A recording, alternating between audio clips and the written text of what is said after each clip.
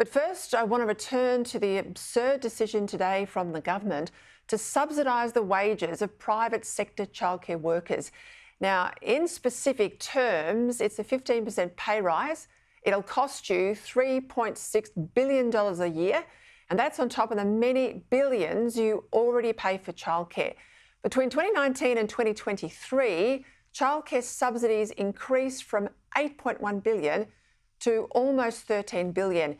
Now, bake in the money from today's announcement, and taxpayers are paying over $15 billion a year on childcare from here on in, and it keeps rising. For more on this, let's bring in contributing economics editor at The Australian, Judith Sloan. Judith, I don't think anyone begrudges childcare workers receiving more pay, but surely it's not the job of government to subsidise wages in the private sector, is it?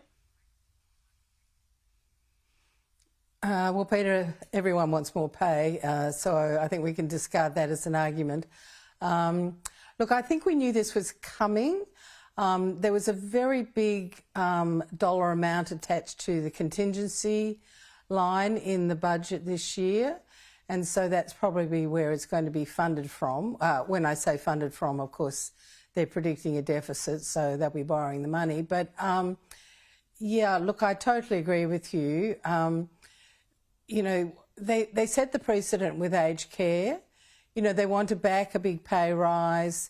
Let's not forget it's very much a leg up for the unions, and we can go through some of those details because they're very important.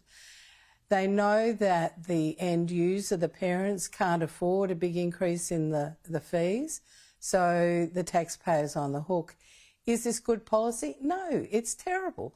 And I mean, you quoted some figures going from $8 billion to, I think it's just a tad under $14 billion a year on childcare subsidies.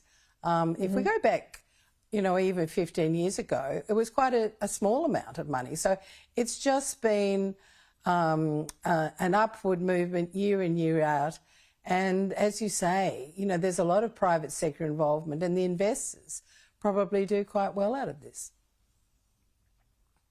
We've always been told that the justification to put public money into childcare subsidies, I'm not talking about the wages here, the underlying subsidies, is productivity. Get women back to the workforce, get them attached to work while they're in their childbearing years, and of course they'll be obviously paying tax if they're working.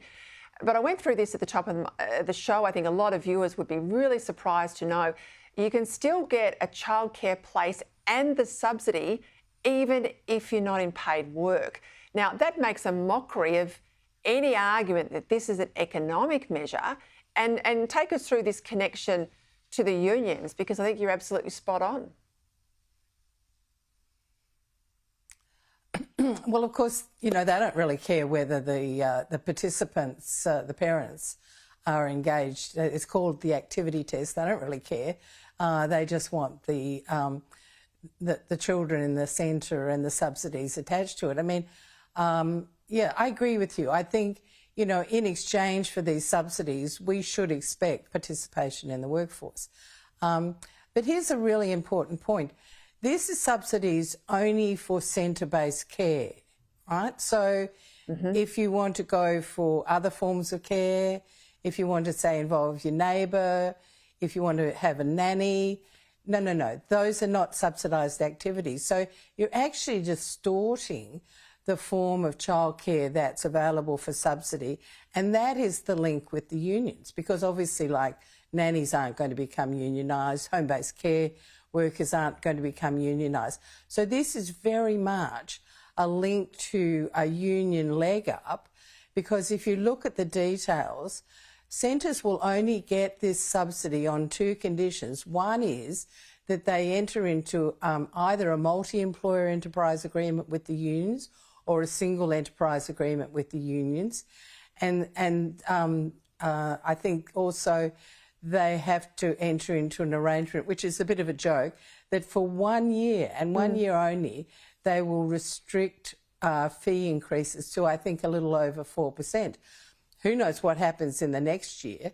Because, I mean, most of these firms can probably kind of, you know, cope for 1 year. Then maybe next year it'll be 8%. But, You know, this, Peter, is not about economic policy. This is not about promoting workforce participation, let alone productivity. It's very much about politics. I've got to ask you just if I can before you go, the stoush between the government and the RBA governor's pretty clear that government spending is exacerbating inflation. The Treasurer yesterday, the Prime Minister today are basically shouting down the governor saying, that's not what she's saying, that's not right. Well, you're the economic expert, Judith. Where do you stand? Oh, I think she's great. I think Michelle Bullock, particularly if you listen to the media conference after the decision was released, she made it very clear that excess government spending is contributing to the problem, right? I mean, she's absolutely right in terms of the economics of this. I mean, Albanese and Chalmers are sort of trying to make a political point, which they're saying if we use taxpayers' money to manipulate the CPI, then, you know, we've done the trick. But what Michelle is saying is that, well, we look through that. We look at the trim mean. We basically factor out the subsidies. So, I mean, I would make, I guess, a bigger point here, Peter, and that is the integrity of our institutions is very important to how economic policy and indeed how society works. And in a sense, this is really, I think, an attack on the integrity of the Reserve Bank, an attack that is unjustified, I might add. But I don't think it's helpful, and it's not helpful for sort of investor certainty. And at a time, as we've seen overseas, considerable turmoil in the sort of capital markets. This is not a very helpful development. Judith, Sloan, thank you for your analysis.